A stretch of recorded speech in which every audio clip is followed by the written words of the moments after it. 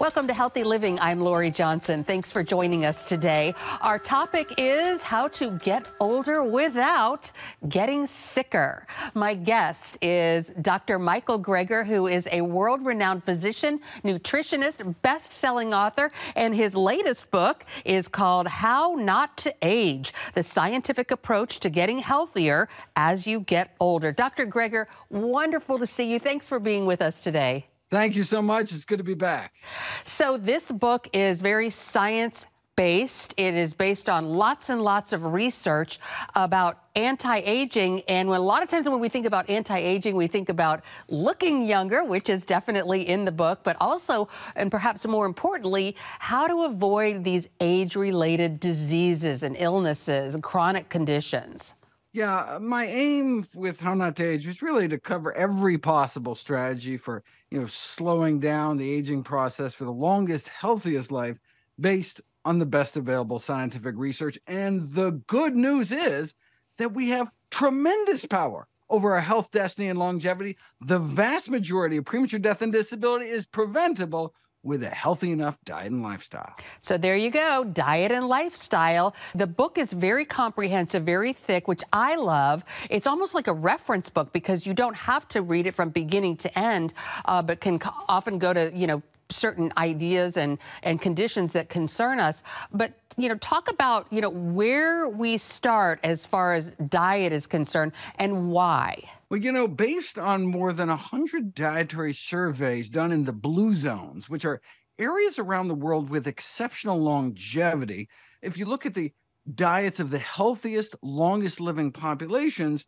we should try to center our diets around whole plant food. So minimizing processed foods, meat, eggs, dairy, salt, sugar, wine, while maximizing fruits, vegetables, whole grains, legumes, which are beans, split peas, chickpeas, and lentils, nuts and seeds, mushrooms, herbs and spices, basically real food that grows out of the ground. These are our healthiest choices. And so when you talk about some of those blue zones where the population generally lives to much older than normal populations, there's one here in the United States, Loma Linda, California, and surprise, surprise, a lot of them are vegetarians because of their religious beliefs, right? They're Seventh-day Adventists. Yes, the California blue zone of a Seventh-day Adventist remains the only blue zone that has successfully survived into the modern era. When you hear people talk about the Okinawan blue zone or some of the Mediterranean blue zones, they're talking about, 50 years ago before, all the fast food chains moved in. So in your book, you talk about anti-agers. You list 8 of them specifically, some of the big 8 anti-agers. Can you talk about those? Yeah, so the last part of my book, part 4 of the book, talks about what I call the anti-aging 8, which is meant to highlight specific foods and actions that have the potential to offer really some of the best opportunities to slow aging and improve longevity. In terms of anti-aging foods, according to data from the Global Burden of Disease Study, the largest systemic analysis of risk factors to date, the largest life expectancy gains would be expected from eating more of these legumes, the beans, split peas, chickpeas, and lentils. So if there was one thing we could do to boost in our diet, it's beans or lentil soup or hummus.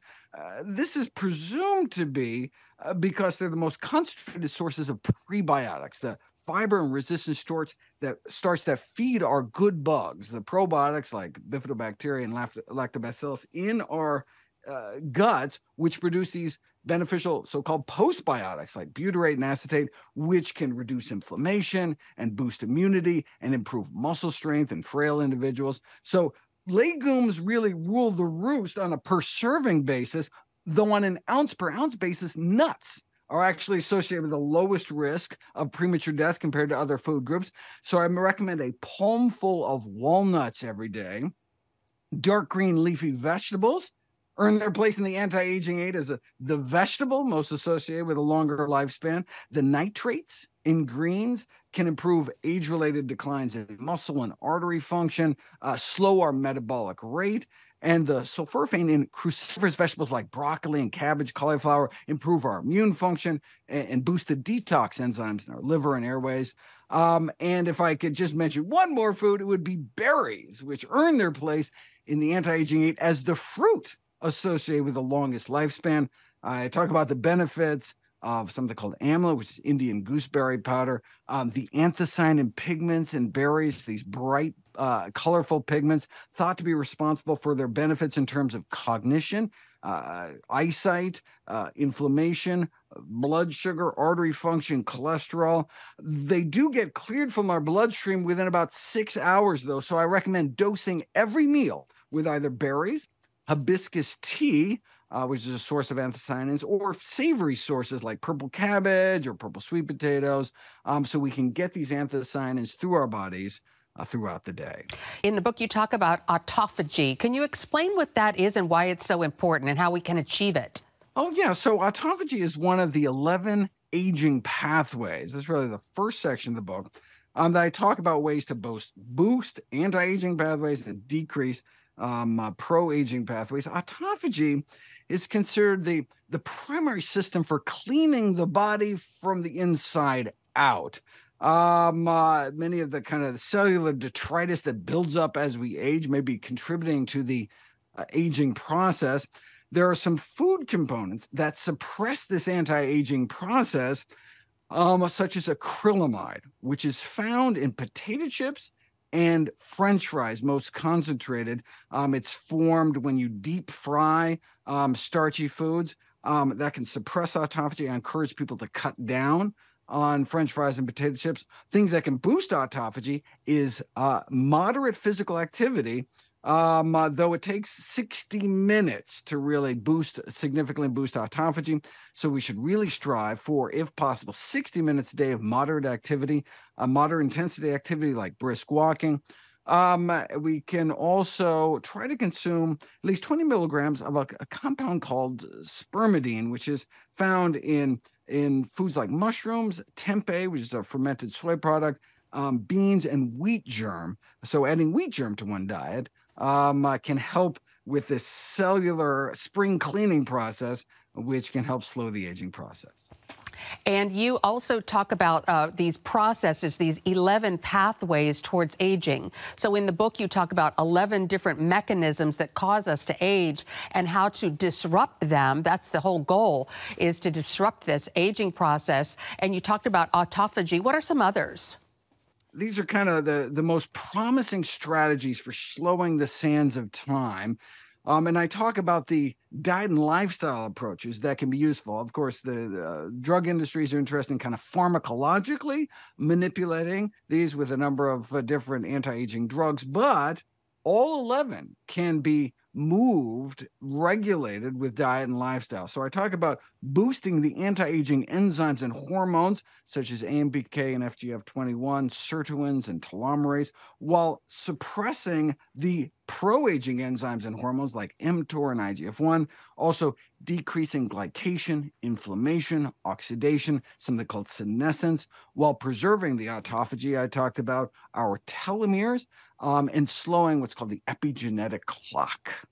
Yes, we've heard about epigenetics and how important that is too. So do people have to eat all these healthy foods every single day? These are aspirational goals, right?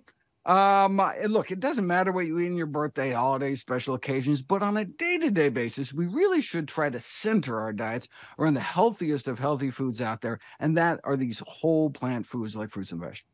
All right, we're going to take a break and be right back with Dr. Michael Gregor. The new book is called How Not to Age, the scientific approach to getting healthier as you get older. Stay with us. Welcome back to Healthy Living, and we are continuing our discussion with Dr. Michael Gregor, author of the book How Not to Age, the scientific approach to getting healthier as you get older. So, Dr. Gregor, you were talking before about the benefits of a plant-based diet. So do you recommend, meats of it? What's the problem with eating meat? What about fish and poultry and things like that? In terms of lifespan, eating a burger, for example, appears to cut one's life short as smoking 2 cigarettes. So if it wouldn't even occur to us to light up before and after lunch, maybe we should choose the kind of bean burrito instead. Plant-based diets not only lower risk of developing age-related diseases such as cancer and heart disease, but they lower the risk of dying prematurely from cardiovascular disease and all causes put together, associated not only with healthier aging, but slower aging. Those who eat plant-based diets have been shown to have a substantially lower rate of aging. And it's been shown to be cause and effect with a randomized controlled interventional trial where you randomize people to eat a plant-based diet, and indeed, those eating healthier can slow the pace at which they age. Now, when I talk about plant-based diets, I'm talking about primarily plants, not necessarily exclusively plants. A plant-based diet is really more about maximizing the intake of the healthiest choices out there. You know, as a physician, vegetarians labels like the vegetarian, vegan, really just tell me what you don't eat. I mean, do you actually eat your vegetables? And so the important thing is really on a day-to-day basis, how much we center our diets around natural foods from fields, not factories, these unprocessed plant foods. So a lot of people, the first thing they think about when they think about going plant-based is, oh no, I need protein. I mean, isn't protein really important, especially as you age? If you cut out the meat, where are you going to get your protein? Yeah, anyone who doesn't know how to get protein on a plant-based diet doesn't know beans. Legumes, right? The beans, split peas, chickpeas, lentils. That's really the plant protein superstars. But, interestingly, one of the big shockers for me, writing this book, researching this book over 3 years, was that when it comes to protein and aging, less may actually be more. Reducing protein intake, meaning restricting protein intake down to recommended levels, is the only thing I could find that could block all 11 aging pathways. So improving NAD, improving immunity, decreasing oxidative stress, inflammation, insulin resistance, decreasing the cancer-promoting growth hormone called IGF-1. It turns out there's no benefit to adding extra protein to the diets of older men and women in terms of muscle mass, muscle strength, or muscle performance. Instead, the excess protein that most Americans are getting causes a drop in the pro-longevity hormone called FGF21, a worsening of the age-accelerating enzyme mTOR. So we really should try to stick to the recommended level, which is 0.8 grams per healthy kilogram body weight, which comes out to be about 50 grams a day, kind of about 45 grams a day for the average height woman, 55 grams for the average height man. And then after 65, reducing protein intake down to about 1 gram per kilogram. And so the anti-aging literature is really about protein restriction, not adding more protein to one's diet. Another thing that people say they're concerned about when going to a plant-based diet is feeling hungry all the time, because they feel like a plant-based diet doesn't really give you that satisfaction and makes you hungry so soon, because plants, are carbohydrates and things like that. You really don't get that satiety that you do with really higher protein diets. Yeah, so protein improves the subjective sensation of satiety, but if you actually measure how much people eat 3 hours later after a high versus low protein meal, there actually is no difference in terms of caloric intake. Whereas something like beans, legumes, has what's called a second meal effect, where if you eat some lentil soup for supper or something, at breakfast the next day, over 11 hours later, you eat hundreds of calories less food for breakfast, feel just as full on hundreds of calories less, because by that time, your good gut bugs is having at those prebiotics, the resistant starch, the fiber from those legumes, and producing this appetite-suppressing compound called butyrate, which actually acts via the same process as these new weight loss drugs like Ozempic, by boosting this digestive hormone called GLP-1. But we can get that same effect without spending thousands of dollars or injecting ourselves, just by eating prebiotic-rich foods, which are predominantly the whole grains and the beans. Fascinating. All right, we're going to take another break and be right back with Dr. Michael Gregor. The book is called How Not to Age, the scientific approach to getting healthier as you get older. Stay tuned.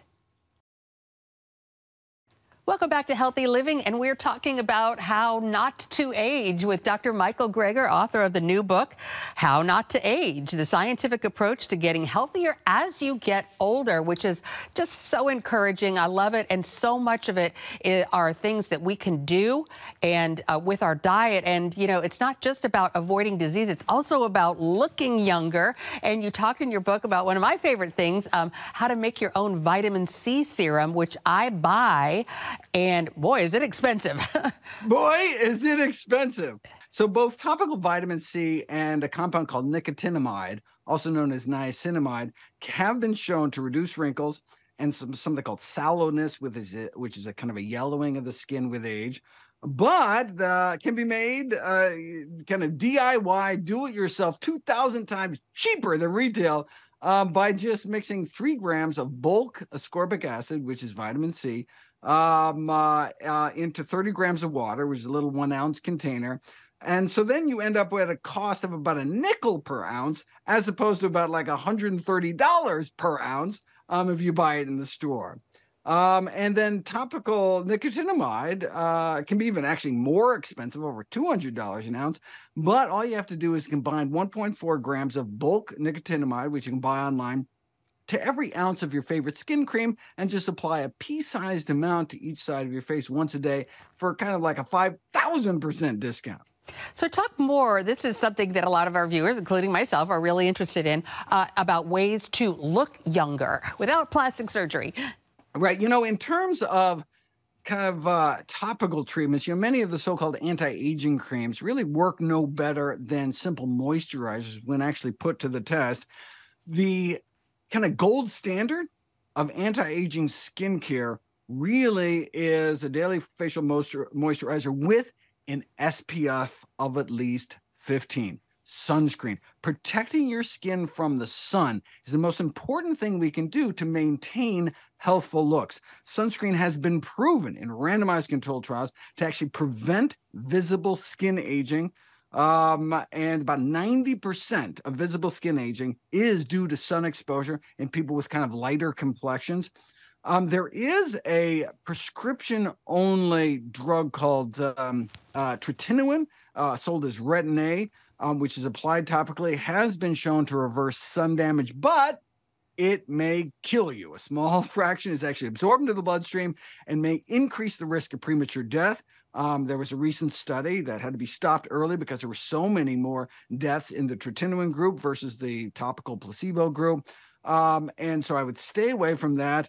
There's also something on the market, there's low concentration alpha hydroxy acid lotions that can improve facial photo damage, but unfortunately actually increase skin photosensitivity. So it actually makes your skin even kind of more susceptible to damage from the sun. And so really the topical vitamin C and topical nicotinamide are our best bets for reversing sun damage, and then sunscreen and sun avoidance strategies is really our best bet for preventing that visible skin aging in the first place. And then you also talk about how important diet, of course, is to the way we look and maintaining a youthful appearance. We're going to take one final break and be right back with Dr. Michael Gregor. The book is called How Not to Age. Welcome back, and we're talking about anti-aging secrets with Dr. Michael Gregor, author of the new book, How Not to Age. And unfortunately, Dr. Gregor, we don't have much time left, and we really only scratched the surface of this subject that is so important to all of us. How can people get in touch with you, find out more about you, and find the book? They can go to their favorite bookseller or a local public library. And all my work is available at nutritionfacts.org. I think it's important to note that I don't receive a penny from my books. All proceeds from the sale of all my books are donated directly to charity. I just want everyone to enjoy the longest, healthiest life. And so we talked so much about diet and nutrition, and so much of your book is about that. But there are some other factors to avoiding the pitfalls of aging. And you talk, what I thought was so interesting is about personal connections.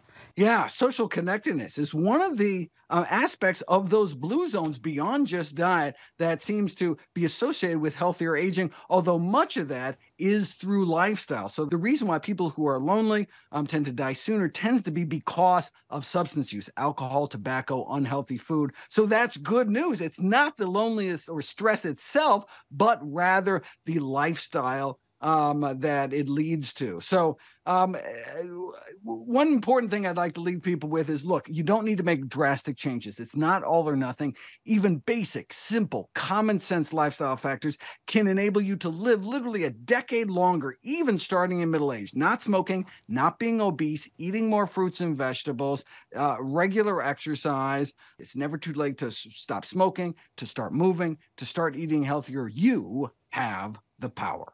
And one more thing, sleep. This is something that is debated back and forth. How much sleep should we be getting? Is it really that important? The short answer is 7 to 8 hours is recommended for older men and women, as insomnia is an increasing problem. Though sleep certainly has been shown in interventional trials to improve immune function, the connection between actually duration of sleep and longevity is surprisingly controversial in the medical literature. Interesting, fascinating information. As always, Dr. Michael Gregor, it was great to see you. Thank you so much for being with us on Healthy Living. God bless, and looking forward to coming back. And once again, the book is called How Not to Age, the Scientific Approach to Getting Healthier as You Get Older. Thanks for joining us for this edition of Healthy Living. I'm Lori Johnson, and we'll see you again next week.